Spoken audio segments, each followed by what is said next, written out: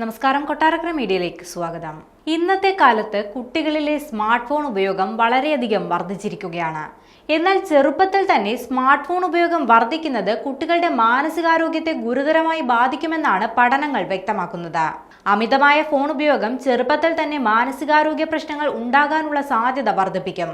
ആദ്യ ഫോൺ ലഭിക്കുന്നത് തൊട്ട് കുട്ടിയുടെ പ്രായം കൂടുന്തോറും അപകട സാധ്യത വർദ്ധിക്കുമെന്നും ഏറ്റവും പുതിയ പഠനം കണ്ടെത്തി. 13 വയസ്സിൽ താഴെ പ്രായമുള്ള കുട്ടികളുടെ സ്മാർട്ട് ഫോൺ ഉപയോഗം പരിമിതപ്പെടുത്തണമെന്നും AI അധികമില്ലാത്ത കുട്ടികളുടെ ഫോൺ പോലെയുള്ള ബദലുകൾ കണ്ടെത്തുന്നതിനുള്ള ആവശ്യകതയും ഈ പഠനങ്ങൾ ഊന്നി പറയുന്നുണ്ട്. ഒന്നിലധികം രാജ്യങ്ങളിലെ 12നും 24നും ഇടയിൽ പ്രായമുള്ള 1,30,000 പേരിൽ നിന്നുള്ള മാനസികാരോഗ്യ ഡേറ്റ വിശകലനം ചെയ്താണ് പഠനം നടത്തിയത്. ഇതിൽ ഇന്ത്യയിൽ നിന്നുള്ള 14,000 പേരും ഉൾപ്പെടുന്നുണ്ട്.